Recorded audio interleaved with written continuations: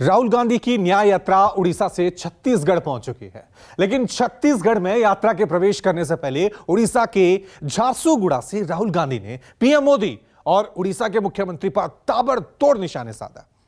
राहुल गांधी ने एक बार फिर पूरे देश में जाति जनगणना को निहायत जरूरी बताया, तो लगे हाथ यह भी दावा कर दिया कि खुद को ओबीसी बताने का पीएम मोदी का दावा झूठा है।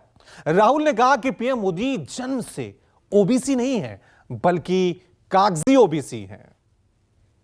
आप देखो, अब देखना, मैंने जाति जनगणना की बात की, सामाजिक न्याय की बात की। नरेंद्र मोदी जी ने भाषण दिया, कहते हैं भाइयों और बहनों,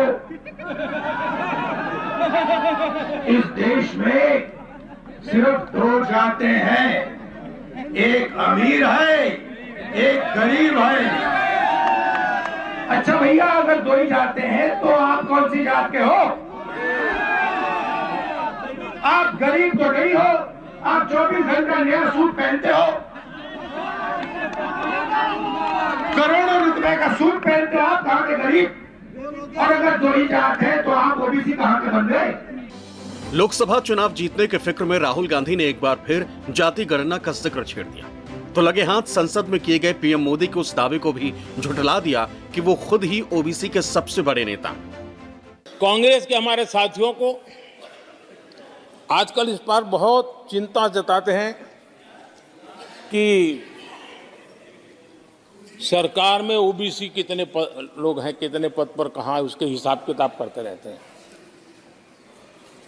लेकिन मैं हैरान हूं, उनको इतना सबसे बड़ा ओबीसी नजर नहीं आता है।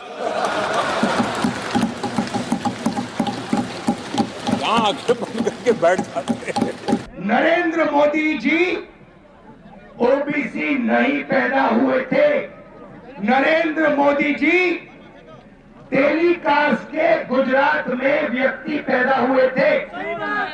उनको, उनकी कम्युनिटी को बीजेपी ने 2000 में ओबीसी बनाया। आपके प्रधानमंत्री ओबीसी नहीं पैदा हुए, आपके प्रधानमंत्री जनरल कास्ट पैदा हुए। मुझे बर्थ सर्टिफिकेट की कोई जरूरत नहीं है, पता मैं कैसे जानता हूं कि आपके प्रधानमंत्री ओबीसी पैदा नहीं हुए? वो किसी ओबीसी से गले नहीं मिलते। राहुल गांधी को पहले जातियों के बारे में अध्ययन कर लेना चाहिए। बार बार जाति गणना की बात करते चले आए राहुल गांधी जी। उनको ये नहीं मालूम है कि तेली कास्ट, तेली जाति के लोग किस वर्ग में आते हैं।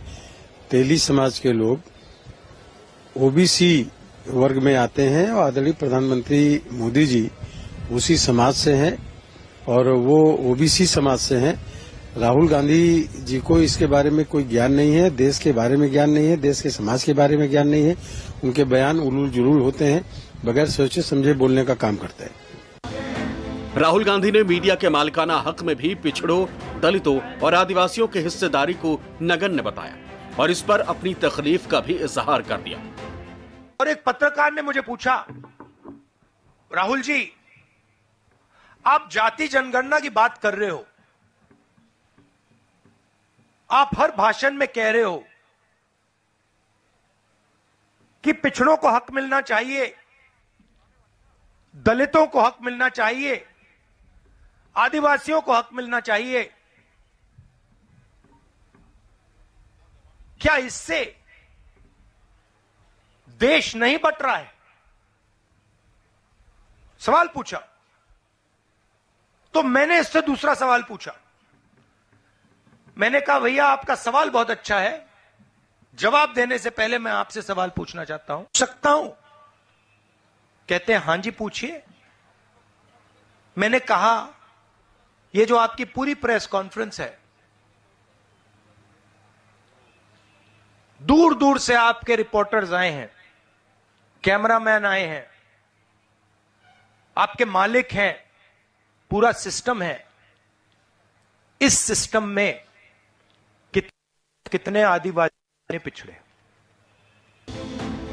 झारसुगुड़ा में राहुल गांधी ने एक बार फिर ये इल्जाम दोहरा दिया कि उड़ीसा की नवीन पटनायक सरकार केंद्र की मोदी सरकार के साथ मिलकर किसानों की हकमारी कर रही, आदिवासियों की जमीन भी छीन रही।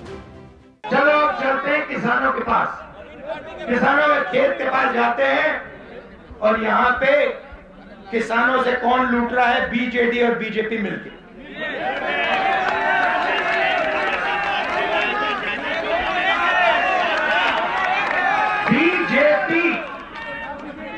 बीजेडी, बीजेपी और बीजेडी मतलब